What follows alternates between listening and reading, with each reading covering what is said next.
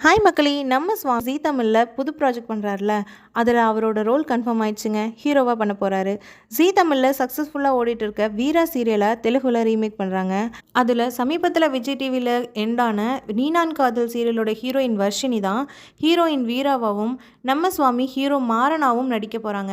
Serial name auto Vijayashanti. இந்த சீரியலோட ஸ்டார்ட்டிங்லேயே ஹீரோயினோட அண்ணாவும், ஹீரோயினோட அக்காவோட லவ்வரும் ஆட்டோல போயிட்டு இருக்கும்போது ஆக்சிடென்ட் ஆகி இறந்துருவாங்க.